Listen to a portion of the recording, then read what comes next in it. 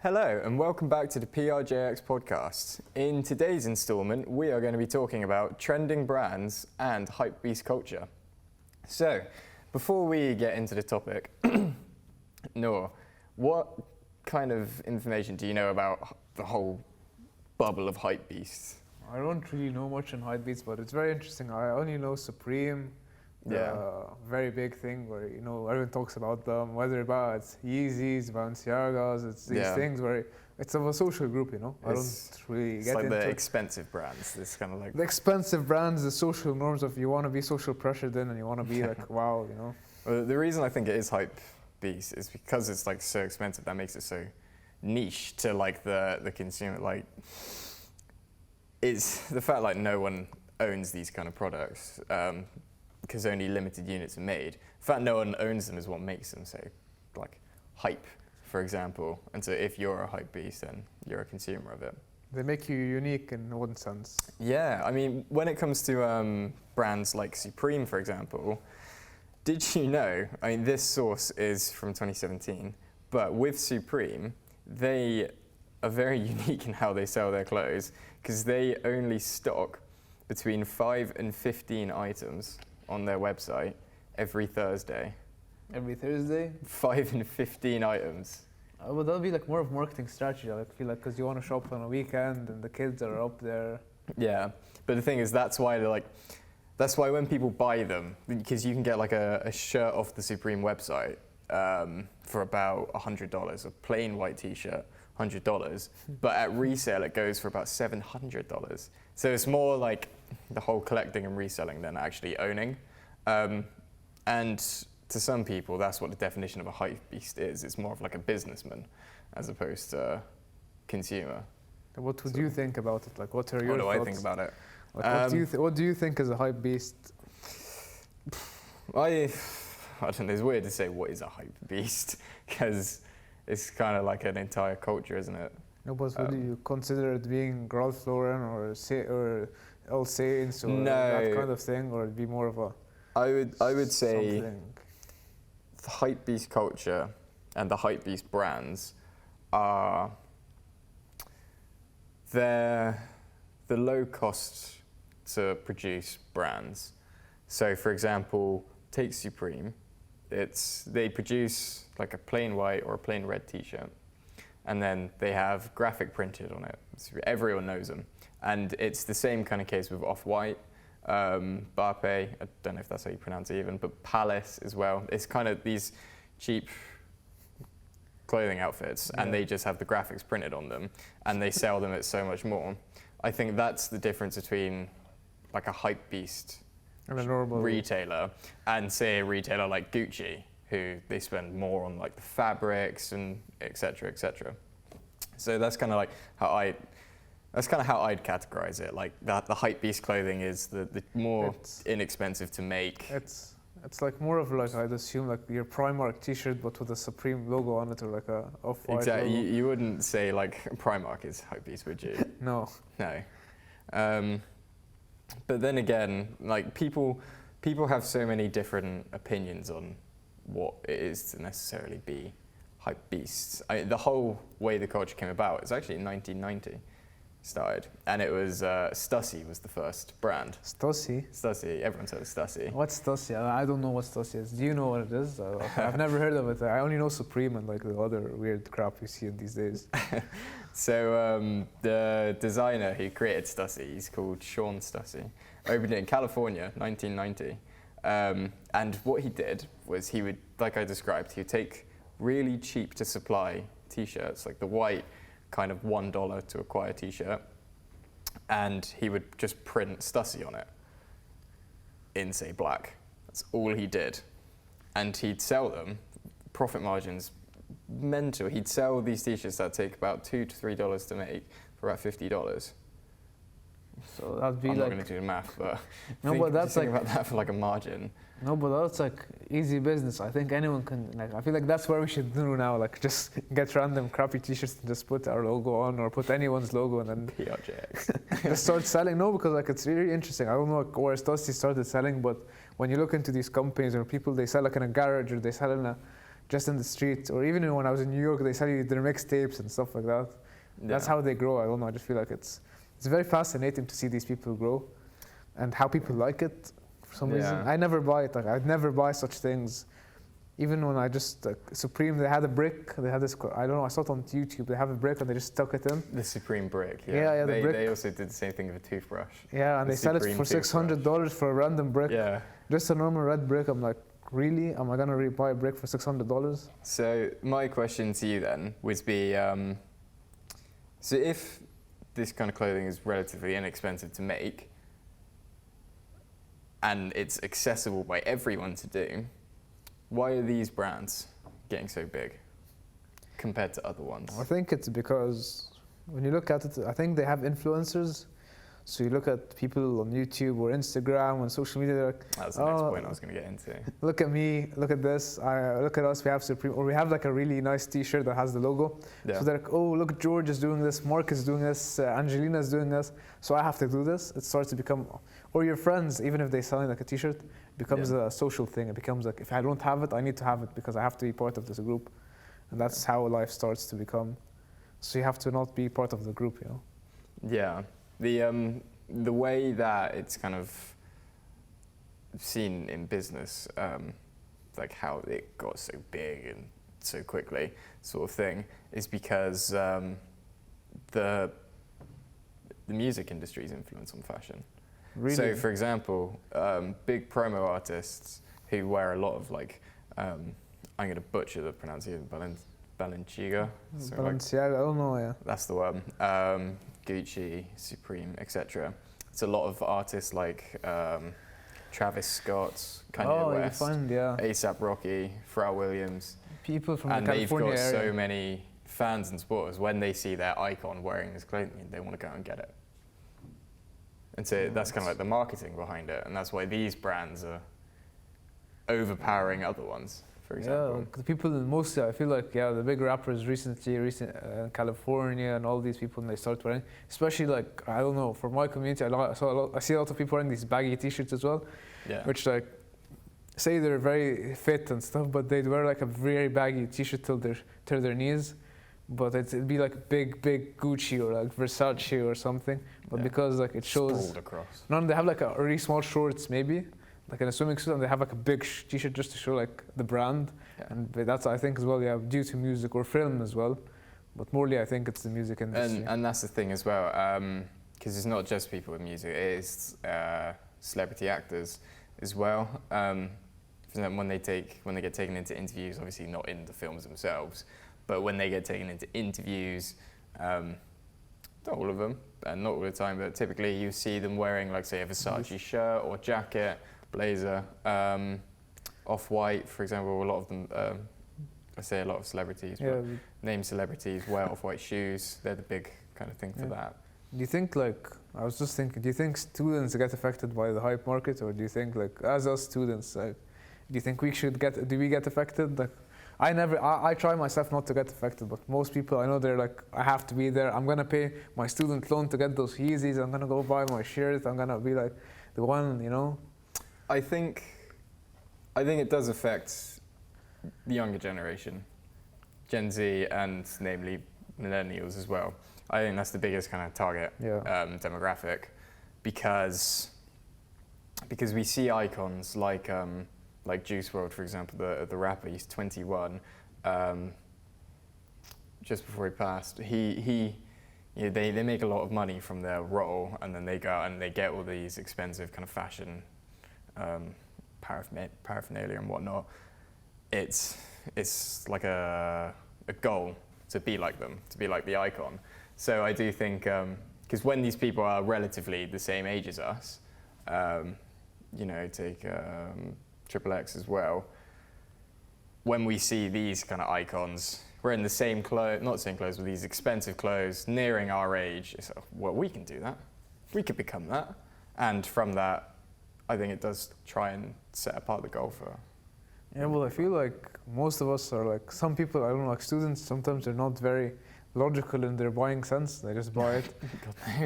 They just buy it because like, I have this problem with my friends a lot, where they go to a store, they go buy 20 shirts, but Yeah. not because they need the shirts, because it's trendy, or like they like how it looks. I never like that idea, or it's hyped, or the Yeezys. I've never understood the Yeezys. I've never had the Yeezys. I've never thinking about it, but like, look at it, look at the Yeezys. We have to have it. Yeah, if you don't have it, you're not cool enough. Or sometimes you don't. Some community they won't talk to you until you have the Yeezys. How can you not? They look up. They frown upon you. Like why don't isolate you?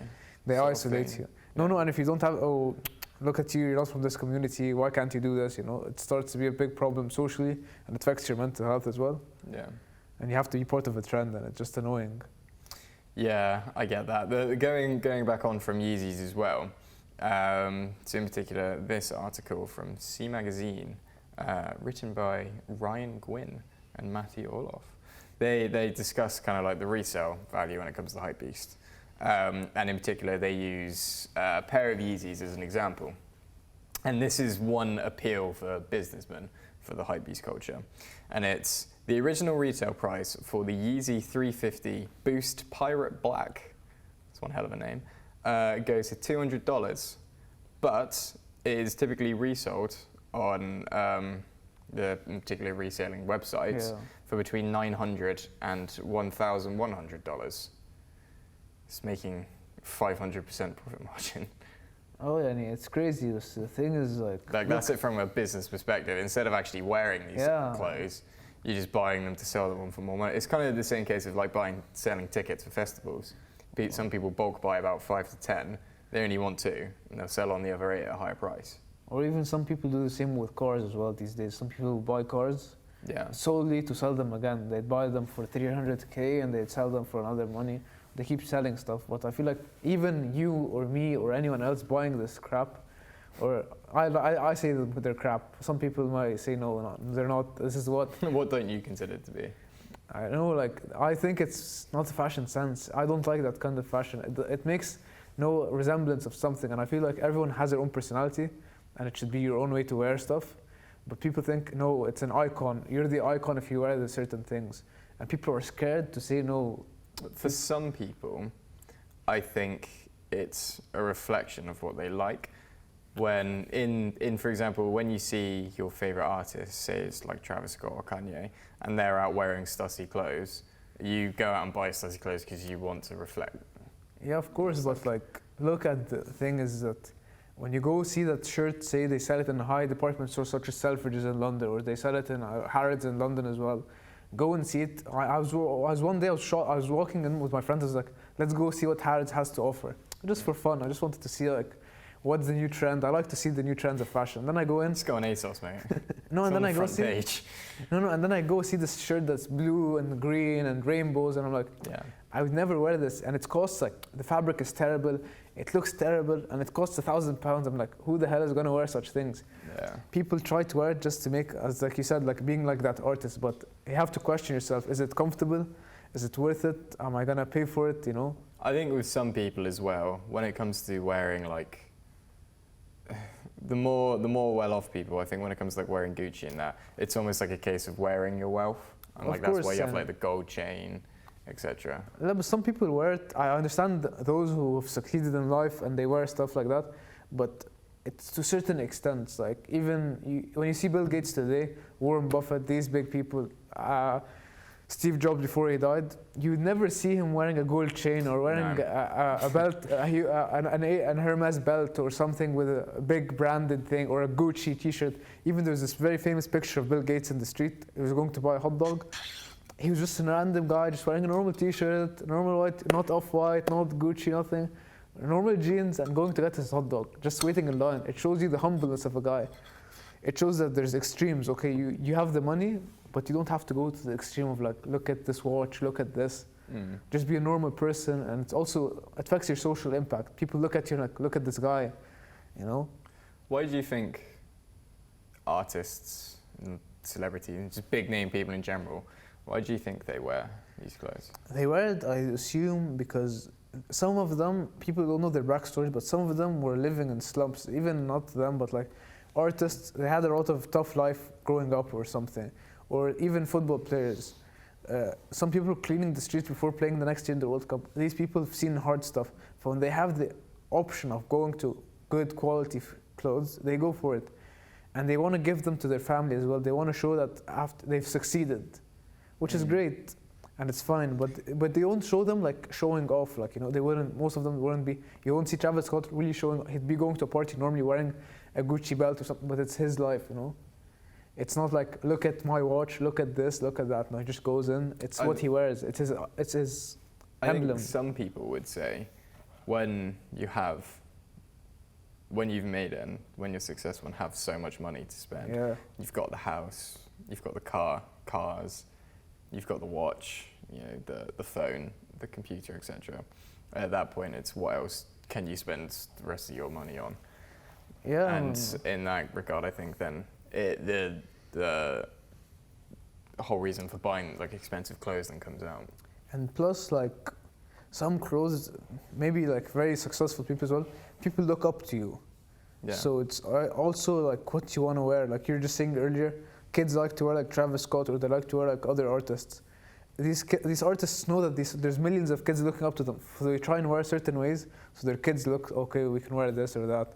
Sometimes, yeah, they're very not right to wear certain things, but you know, we're in a very diverse world and we're supposed to be more accepting of what people wear. But yeah, it's just crazy. I think you shouldn't go to extreme of showing off what you have. Like just wear a normal white T-shirt. Yeah. I'm never gonna buy a $300 shirt that's just white. Of course. I remember when I was like back in college and being a student, I was alongside having like a part-time job, and at that point you don't have to worry about paying rent or bills, only like your phone bill sort of thing. I remember when I get my paycheck, etc., at the end of the month, I'd always go out and or look online, like at the designer clothes and whatnot, and end up getting like a £60 hoodie and like a £50 pair of jeans and like, I don't know, a 25 quid top, and just like get a whole outfit together that would cost about 100 quid, piece it together, and like, that's the whole like designer brand thing. I love it, and I do it like every month. And now I'm at uni, it's like you say, go to Primark or Next, get like 5 shirts for a couple quid, and then live like that sort of thing. That for me, I like the brands, but I like to see being worth, like, I'd buy a shoe for £700, which can make me fly. I'm not gonna buy a $700 shoe. Cancer. Yeah, something like if the shoe can speak to me, it tells me my future. It tells me like in 10 years you're gonna do this and that. Other than that, make you breakfast. I'm not gonna buy a shoe for £700 that looks with the gold. Like there's this shoe called Zanotti's. I remember this day once we went to New York, a couple of friends with the course, and not with the university, with the school, and they were going up there and they're looking at the shoe. I'm like, why are you gonna buy this shoe? And they're like, it's cool, it's trendy. It's like, but it's for $1,000. I'm not gonna $1,000 for a shoe, and it's all because it's designed in gold on the top part. The first, like the face of the shoe, where your ankle goes in, the first face of the shoe, is all made out of gold. But I would never buy such things because first of all, it looks disgusting. Yeah. Secondly, I know it's not gonna be comfortable, but it's the idea of showing your social class, which is very painful. You should just wear a normal shoe. No, it has to be practical. Like, you know, the designer shit is cool. Like, I'm not gonna be hypocritical because I wear designer shit as well. I like Hugo Boss. It says in a Hugo Boss polo. No, I like it. I like it because it's elegant. Yeah. I like it because their quality is good. I know because I like their values. Yeah. I'm a loyal customer because I bought once and they never made me sad. It's good service. Their service is good. Their clothes are good. Even recently, I was trying to buy a shoe. I've been to 20 shops and I couldn't find my size. But when I went back to Hugo Boss, I found my shoe. Even though it's expensive, the glass slipper. It's an investment. Yeah. The thing is, you're investing your money in something. I know it's gonna stay with me. Instead of a hype shirt that even if it, like, I wanna say, like, me and my friend, we saw this slipper. It's a Gucci slipper, okay? Like it's hilarious. Is it made of actual rabbit fur? No. It's very interesting. It's like a slider. It's like shoes. It's like a slipper with a slide. Gucci slides. Yeah, Gucci slides. Okay. How it was costing 7,000 Egyptian pounds, which is around maybe 1,000 quid or something, or 2,000. I was like, if this slipper you lose it or something or it gets cut, I'll cry. You know. Imagine, or if you have a stain on it and now you can't change it. Khalas, it's done. You can't do much to it, you know? Yeah. That's the problem with these things. You say like, oh, look at the off-white T-shirt, but it's shit quality. And if it gets lost, you're gonna get killed, you know? If your parents or family, some people, their parents pay for their shopping. if they know you lost something that cost that money, you know, it's not an investment. It's not smart to invest in such things. Even with jackets like Canada Goose and all this, it has to be like a. Have you seen the campaigns coming out against Canada Goose? Yeah. Because they use, is it fox fur? Yeah, I think they it's use Goose fox fur or in their Canada. coats. Yeah. Bear in mind their coats are 1,000 to 2,000 pounds a piece. And they sell out a lot. Yeah, they're incredibly. What's the word I'm looking for? They're very in demand. And they're a fashion statement. Yeah, and there's actual campaigns, especially with Extinction Rebellion.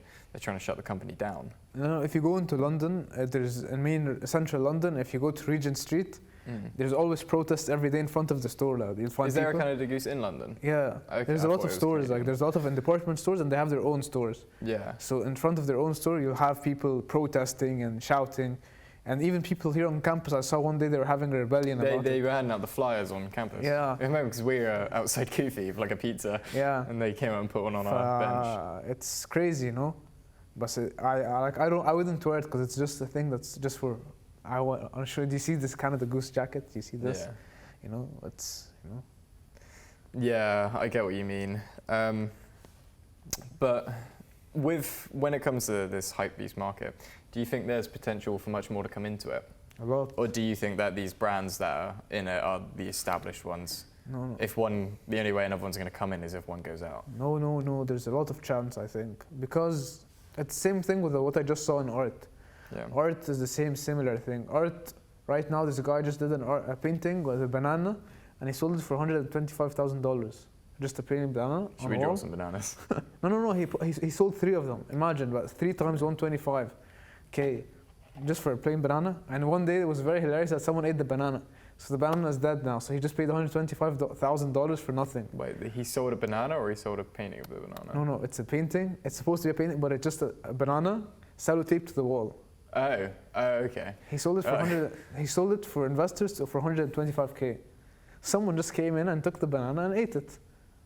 So now all the money is just wasted, you know? Yeah. It's the same thing. I feel like people can be very creative. As you said earlier, I can really go to someone who makes shirts down here and put a logo of an O or a G or something and make it very fancy looking. It's about the power of marketing. Go give it to a lot of influencers. Should we make the PRJX merch, a hypebeast merch? It can be. I'm like, it's. There's always potential. You Sell know? it $100 a unit. There's potential. You never know. You never know what people are gonna go for. You can just start selling crap anywhere, and people will go for it. Even if you put like a Supreme tag on your shirt, you can sell it for much more. Yeah. So I feel like people can get creative. We'll get more stuff into it. In terms of owning hypebeast, the only thing I've ever bought from that kind of culture itself was a couple of years back when we started university. I got a Supreme phone case, and it wasn't for this phone. It was my old phone, and it was Supreme featuring like New York, Supreme Cross of New York, and half of it was Supreme, and half of it just said NYC. And it was like $15, and it was like another $15 to ship it over here. And, yeah, but do you know? I looked on eBay and Depop to see if anyone else was selling them, and they were selling for about $100. I just used it for my phone case, but like I say, And even if you could have left it with you for a while, the value would have risen to maybe 200. Well, I don't know. Do you think the value is highest when it's new or when it's out? I think when it's been a couple of years. Because do you think it's like, do you consider it to be like an antique in that it gains value over time, or do you consider it to be like like it devaluates like a car? Like you think like when you buy a car and you put the key in and then it starts to. Yeah, the highest selling, the It's highest. when you buy it, when you have it straight away. Yeah. What would you consider? I don't know. I feel like as much as you still have that sticker of Supreme on it, because supply and demand, it's going to be basic economics. You're not going to have a lot of people selling that crap. So you're gonna be one of the limited people in a few years that's going to only have that. And people are going to be searching for it, and they're going to be willing to pay because they know they're getting something out of it. I don't know. What do you think? I think it's different depending on the item. For example, for a t-shirt, I don't think in like 10 years' time that's going to be worth quadruple the price just because it gets worn in. For a phone case, I don't know, because again, it gets worn in. For a pair of shoes, however, take like off-white shoes or Yeezys, or even like Michael Jordans, and especially with Nikes, we've seen it before. Nike's bought in 1970. I cannot remember. It's a Nike Jordan crossover. I cannot remember the life of me the name of it.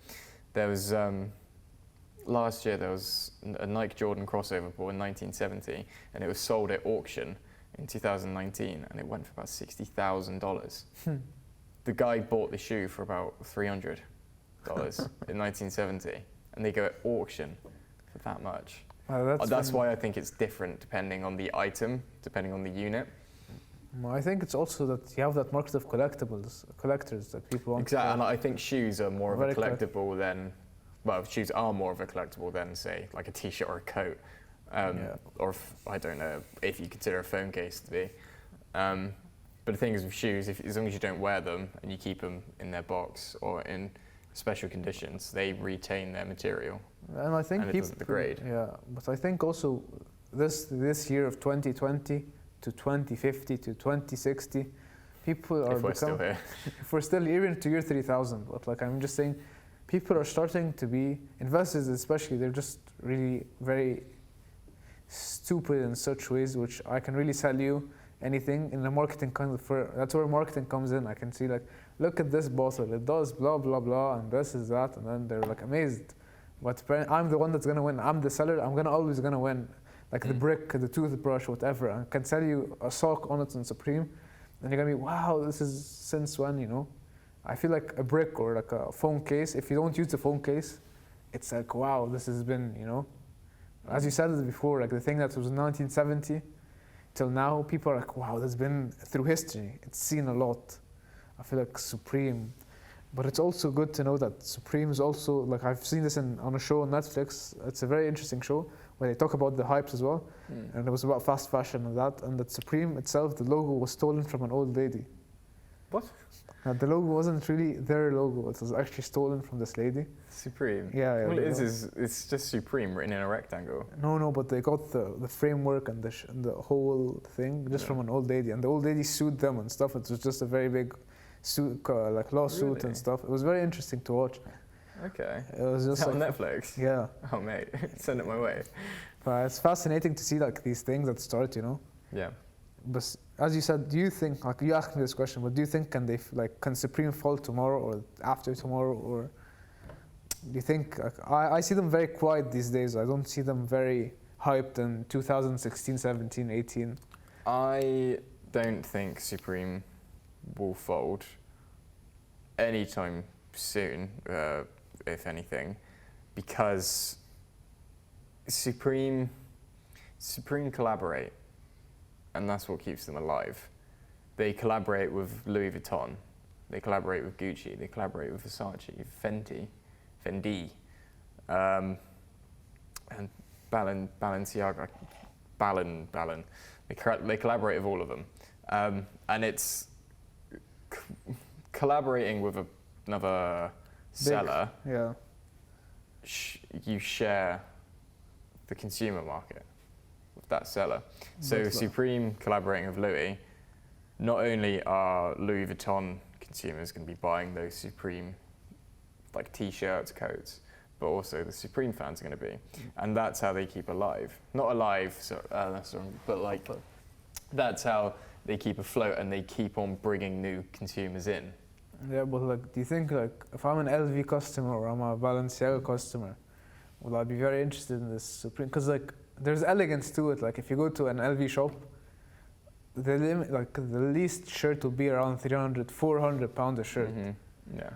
But when you go look, you see this shirt that's LV. It's very knitted. I don't know, handcrafted to a certain extent, and they show you, like, even if you go and see the store from the outside, you see this guy. If you get a bag outside, the guy has like a glove and he takes it out. It's very fascinating show. It's like an entertaining show. Because if they get like fingerprints on it, that degrades the value. Of course. And then you have another Supreme shirt that has an LV sign. Do you think that would they still continue to join them? Have you seen the Supreme and Louis Vuitton hoodie? No. The red hoodie with the white Louis Vuitton logos going down it, and it just says Supreme in the center. So it's a hoodie they dropped, I think, back in 2013, I could be wrong with that. But I believe it dropped in 2013. This Louis Vuitton Cross Supreme hoodie. And at the time, it was selling for about $280. And people are now selling it. I haven't checked from 2020, but from 2019, 6 years on, it's going on Depop, things like $10,000. Like, and bear in mind, they're only going to produce, like, quoted from this source, they only produce 5 to 15 units every week. So they produce weekly as opposed to big brands like Primark or Topman daily. They produce weekly, and it's less than 50 units. But I feel like Supreme became like, say like Balenciaga and all this, they became more of the hyper market compared to Supreme. Because like now you see everyone, like, especially if you go to London or big cities, if you go to New York, if you go to anywhere, it became a logo, it became an icon. You became this person who's like, if you're wearing this, even in New York, if you're wearing just AirPods, you know this kind of consumer, you know who this person is. You know he's either a banker, he works in this place. You know when a guy was wearing, even when you wear Canada Goose, you know that this guy from 10 miles away, you can see him and you know that this kind of person is, you can start to think about the guy's personality, you can just adjust it. I don't know, I just feel like Supreme is falling down, and now you have the big ones coming up. And I feel like every day we'll find someone, whether it's called Mojo, Kojo, AXYZ, PRJX, Alphabet, anything. I don't know, anything can be created. Google, drop their own hoodies, coats, jackets, jeans. I feel anyone can make anything, so I just feel the like... Apple hoodie. Imagine like if it's like Siri just into the hoodie. Siri integrated into a hoodie. It's like, Siri, please zip up the hoodie, you know? Like, we're gonna become this very lazy community, and we're gonna start thinking about like stuff like that. Or like, please change the color of the hoodie, Siri. Siri, please, I don't know. I get you. Siri, pop my hood up. Siri, please make my ears warm, you know? Siri, heat the hoodie. It's gonna be fascinating. The thing is though, with these brands, going back to like collaborating, they don't just collaborate with other clothes brands though. For example, Off-White did quite a famous collaboration with IKEA, where Off-White and IKEA, they did a rug collection. And they did a collection, the IKEA and Off-White collection for Serena Williams, the tennis player. And then Nike have also done collaborations with Off-White and IKEA as well. So I have a question. Based on what you've just said, Yeah. the one about, I'm very fascinated, not about the Nike one, I'm more interested about the rug IKEA and Off-White. Yeah, like, have you seen, I don't know, have you looked into like, I'm really curious to know if they really sold much. Have you seen? I haven't looked into. No, because that's very fascinating. Because I know like the variety. Yeah, because I know many people will start buying carpets Off-White. It's just like, it's gonna be very depressing. Like people are gonna start buying rugs. We're becoming very, as I said, people are not logical in their buying patterns. Like they're just gonna buy stuff because it's Off-White. Because it's there, because it's offered, because it's the brand. Yeah, it can be the shittiest, crappiest carpet you ever seen. iPhone. Yeah, when you go to phones, even go back to Apple and you say the phones. I have an iPhone. I'm an iPhone user, but we even talked about it, the market strategy. It's you start to become used to one thing and you don't want to change. You're scared to change. People are scared to change. Most people are scared to change, other than those under the trend, like people who go follow the trends. If Supreme makes backpacks tomorrow, everyone's gonna go use Supreme backpacks. If Supreme, Pretty sure Supreme do make backpacks. Really? Oh yeah. And it's gonna be something like, wow, like even with the balance. Supreme made a dishwasher.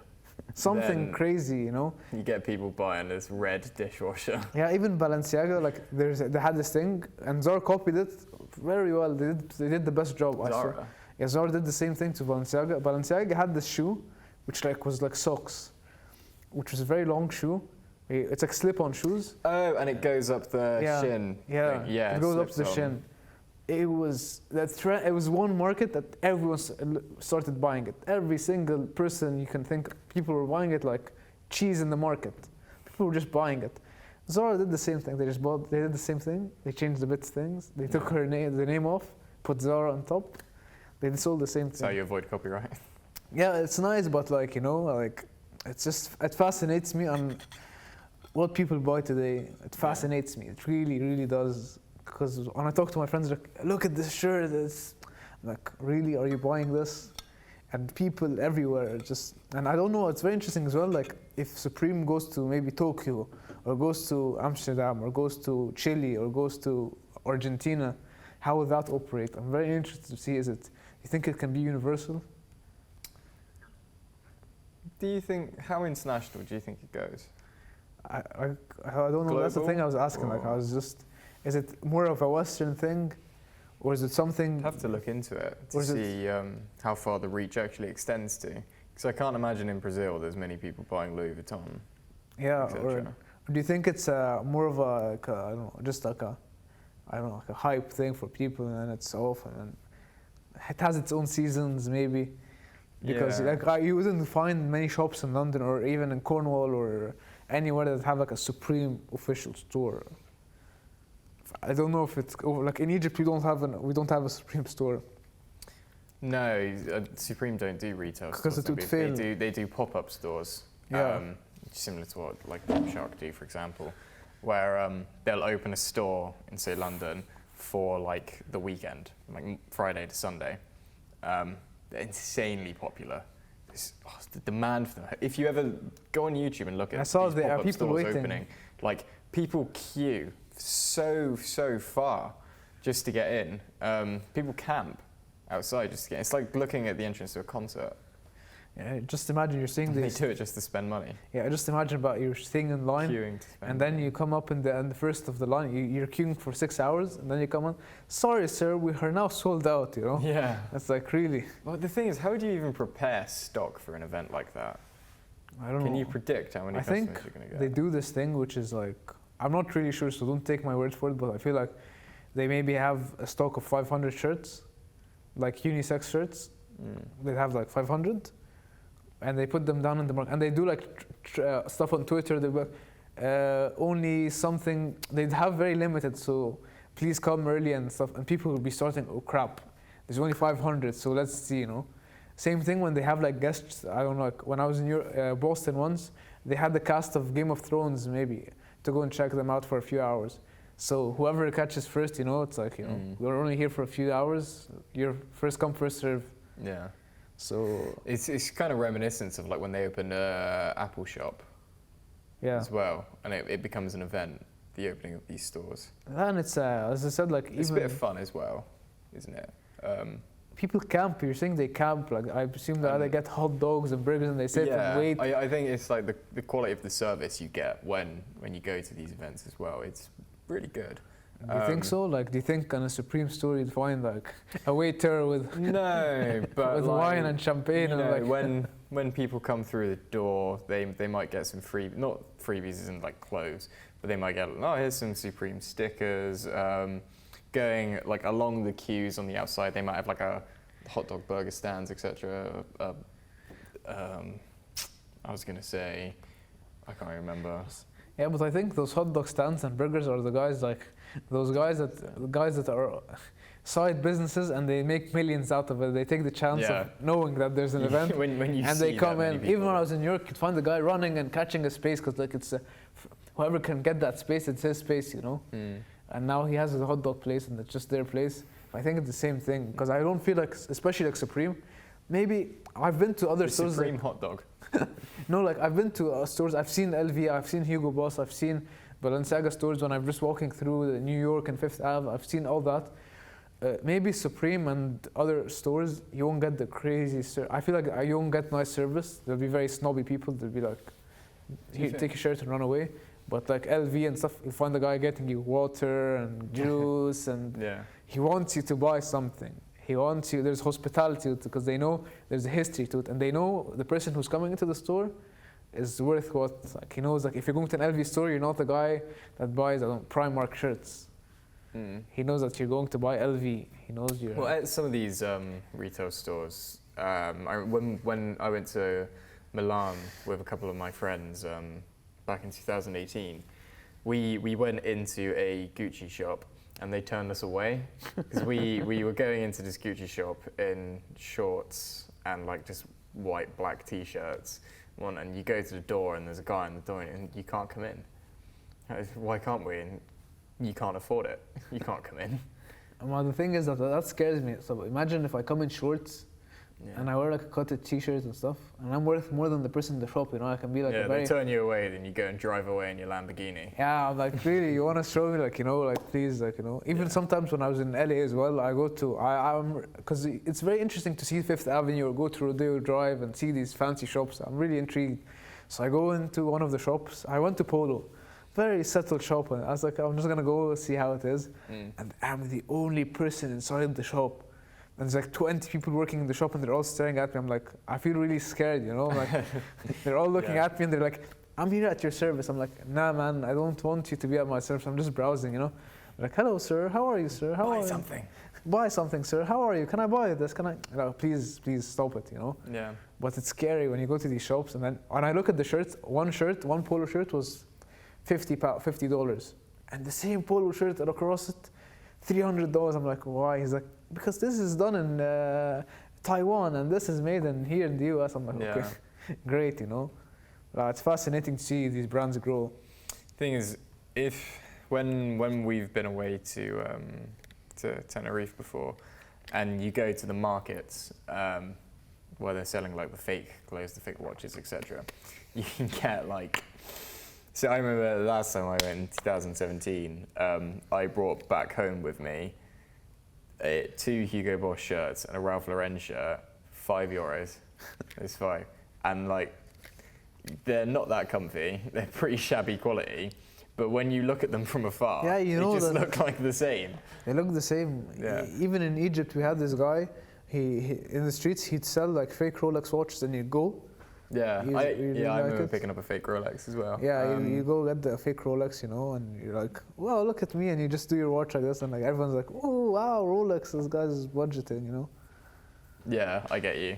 We when we went to Tenerife as well, this guy, the same guy, he's selling fake watches, so the Gucci's, the Rolexes, the Diesels, and he was selling belts as well. It's exactly the same belt, each one, just with a different buckle, different brand. And he'd have like, it would be, say, a standard non-branded belt, €5. And then the next one up would be like a Diesel branded belt, €15, and then like a Gucci one, €20, and then like a Louis Vuitton one, €25, and like a Supreme one at the top, €40. And I remember I asked the guy, like, why is that one 40 and why is this one 5? And he brings out the Supreme one, and within the buckle of this Supreme belt, there's a Zippo lighter in it on the top, and on the bottom it slots out, and it was a mini hip flask. And he was like, it's a Swiss Army belt. It's got multiple uses, like, oh as my a joke. God, I'd love to buy that belt. Yeah, like the top of it's a Zippo. You probably set your shirt on fire, but the bottom of it's a hip flask. It looked sick. I didn't pick it up. I got the Diesel one, and it was like €15. That one, that's fascinating. That world of just, you know. Why can't like Off-White start adding that to their stuff? So with Off-White, you keep the labels on the shoes, don't you? See, that thing, if that's what you told me about your belt, the buckle belt, if that was on Off-White or a Balenciaga or something like that, or Supreme, I would go buy it. I would straightly go. With the watches as well, there was a section of Rolex watches that had laser pointers. I would go for it. Like, I don't care. And like, you know? where the stopwatch button is, you press it and it's a laser pointer. It was awesome, and it was like €10. I picked one up. No, I'd do something like, I'd go, like, if that's in the belt and I see a Zippo in it, I would be very happy. It's very useful. Yeah. Sometimes you're with friends and they need to smoke cigarettes. You need to get a Zippo. No one has a lighter. This is a big issue. I found with many people who smoke. Let me just pull this out of my belt. And here you go. No, because you don't need to take time. It just, hello there, yes. Yeah. Outside the club, when you want to go to the smoking area, you don't have it straight away. Yeah. It's very functional, practical. I would pay money to get something that I'd use for a very... Like you say, go into like a meeting or a presentation you don't want to be, hip flask. It's all on the bottom. It's crazy. Even though there's a high risk about it of burning your shirt or burning your trousers, and all, it's not going to be fun. It's a bit of fun, isn't it? But life is all about taking risks, you know? Yeah. But that's the creative world of like the fake stuff. It's very interesting. Life's all about taking risks. Link it back to Hypebeast. Yeah, Hypebeast. That's what they're doing. I swear to you. They're taking risks. They are. I swear to you. I can get this bottle and put like Supreme on it, anything. Do you think that's the kind of market they'd branch into, or would they stay to fashion? I think they can Well, go they've anything. branched out to a brick and a toothbrush, so they can go anywhere really. They can do anything. They can do anything, and that's where the world's going. Mm. I was just talking to a friend earlier today, and we saw I was just seeing this guy from Belgium. They were doing beer from beetles. I'm just telling you how the world's crazy. We can sell anything. Yeah. People will buy. People buy anything. It's the marketing. It's how to say, oh, look at this. It's this, and people will go buy for it, Yeah. even if it's crap. But the seller doesn't care. The seller takes the money. He lives a lavish life. The buyer is the one who gets screwed. The thing is well, with these clothing companies, and going back to like the events of opening, etc. These companies, the events not only are like opening like pop-up stores, but as well they host parties for like their customers and their influencers. Have you ever seen like a Tommy Hilfiger party? Tommy Hilfiger, they did a party and it was live streamed, and at this party it had all the influencers who wear a lot of Tommy Hilfiger. Had like Post Malone there, had Snoop Dogg there, had Justin Bieber there. All these people who wear Tommy Hilfiger out in public, they invite them all to this huge party, and in some instances, just normal customers get invites too, depending how loyal they are. Even Hugo Boss does this because I'm a very loyal customer to them. Yeah. They send this to me as well. Like you get emails, like they have this party at an opening of a store. Yeah. They have like football players coming in or stuff like that, which is very interesting as well. Or That's they have cool. actors coming in for, I don't know. It's very interesting. But it's the time we have to go for that, especially because we're in Cornwall here, which is very hard to do anything. Yeah. Like I'd just be very scared if something like that opens down here, like a Supreme store I don't opens down think here. they'd ever open a pop-up Supreme store in Falmouth High Street or Truro. You never know. Life is crazy, you know. They might do. They might be trying to try new product, you know. So Falmouth is very low risk. So New market. anything. They might be trying, I don't know, chairs or trying tables. Yeah. Anything is possible these days, you know. Yeah, and as well, I was going to go on to another point. So when we look at these, again, hype beast brands, do you think they get inspired by other brands? The designs of their clothes, do you think they stem from, for example, already existing clothes? Or do you think they are completely unique in there? Completely unique. Yeah. But they're very simple, which that's what I think is very important. Mm. Some of them are very simple and some of them are very vicious in such ways that it's vicious meaning they have to show the brand. It has to be a big Supreme logo, or it has a big Gucci logo or a Versace logo that shows the shirt. It can be a very, very plain white shirt, like off-white, and it just has one dot here or something. Yeah. But still, like, it's I think simplicity is key, and people like that. And they tried the market, they like it, they go for it, and that's, I think, something. Yeah, because I guess when you look at like, take Louis Vuitton, and you see like their handbags, their purses, their wallets, and it's just like this typical brown leather with the bronze LV logo and like I don't know what the shape's called, Yeah. but you know, Yeah, I know, what I mean, the star, almost like going across. Then you take Gucci, and it's the Can't remember. is I know it what's red, green, and black, Yeah, I think. or is it red, green, and red? Red, red, and green. I don't know what. The tri-stripes. I've got a Gucci hat that I got from Tenerife as well. It was like €7. Cheap as hell, fake as hell. I wrote him on the podcast actually. Really? Yeah. Well, that's the thing. Like these things are just fascinating.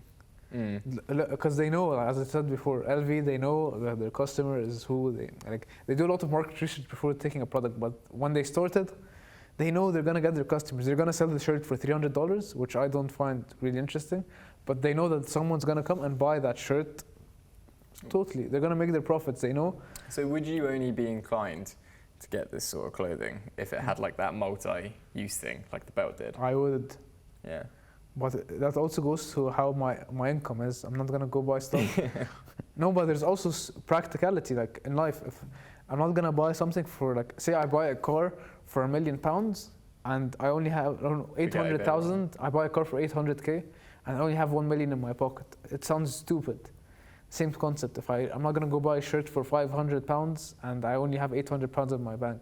Yeah. If it also matters about what I do in life, what's happening, because you can't just buy crap unless you're the person who is gonna buy it and sell it off again. That's a different story. Yeah. I don't like that. I like having my own shit. Like I like to have my own. I like my shit to be.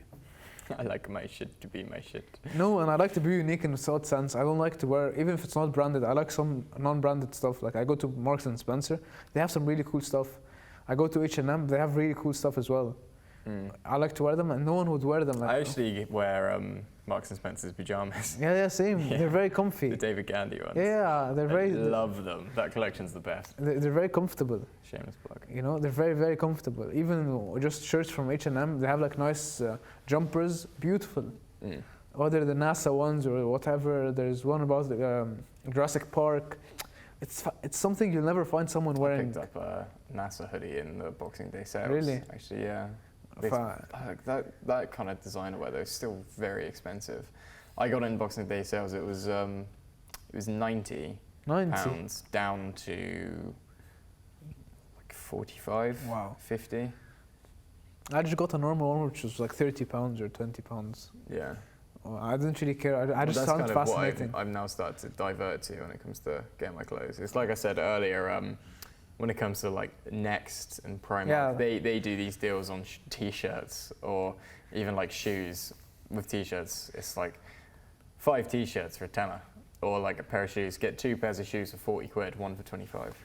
It's easy. The opportunity cost. Yeah. No, I like the shirts that have urban element of like something you'll never find someone else wearing. Shirt that has a graffiti or says a word or a joke or something, or a spirit of Christmas or a summer effect, something that's normal, funny, but I like. I'm not gonna buy just a plain shirt that this sounds disgusting. I'm not gonna pay $300 when I can go buy it in Primark for £5. Who do you think, what market do you think Hypebeast mainly hits? In terms of age demographic? I feel it's 16, 18 to 24, 25. Yeah. But I think it's also those people who are either nourish or like they're trying to be rich, and Like I say, wear their wealth yeah, that they don't have. yeah, exactly. Or like wealthy kids, and they just want to try their dominance and stuff. They have time to do. They have a lot of free time on their head. They just go in and do whatever they like. I remember when I used to work at Clark's Today collaboration with Stussy Really? at one point, and Clark's have this signature boot. It's called the Wallaby, and the Wallaby sells for about £110. 110. Just like as a Clark shoe on its own. When they did the collaboration with Stussy, it was a purple boot, so it was a purple Wallaby boot, and it had Stussy written on one side in like black with the paint drip going down, and they were selling it for like £350. Yeah. Is that similar to the Dr. Martens ones? Like the style of the boot is different, but the Wallaby is really unique. It's like I can't even describe it. If it's waterproof, is it like? No, it's like suede. Oh. Suede, hand stitched. 300C, like you said the number. Italian kind of material. Yeah. You said like the number you said was 70 or 80. It was 110, 110 and then in to Stussy 300. it went to 350. See that big They jump? just printed the name on it. That's business. Business is business, you know. We should be knowing this as business students. It's an interesting market. I don't know. I feel like it's interesting. It can diverse. Yeah. It's gonna keep on going because people are creative, and the more creative and where your mind goes, it's what goes. Yeah. As I said, you can do the lamest thing and you can win a lot of money out of it. Yeah. I swear to you, I went to a museum in New York. 4 pictures in the museum were a straight line, and that's what they call art. I did not expect that to be art. Just a straight line. Your interpretation. Yeah, but what straight line is that? Is that maybe depression? I don't know. Maybe someone's depressed and he's just drawing a line. Or he's symbolic of mental health. Something maybe. Could be. It it's could down be. to the consumer's interpretation. But like it's just a straight line. So I was like, I could have done that. And someone just draw a dot. I was like, I can draw a dot as well. So you know, like I can draw a dot. Draw a dot. You can put it in the museum, please. Like I'll put 20 dots if you don't. I have 20 pens at home. I can just put. Yeah. And there, I think that's a good point to end it. Okay, that's great. Before we go into talking about modern art. Modern art. So no, that's a good kind of discussion point, summary of what Hypebeast is. Modern art. Modern art. I mean, people say fashion's art. Hypebeast is modern art. That's what, in And a on that nutshell. note, I think that's a good time to end the podcast. So thank you all so much for listening, and tune in for next week's episode.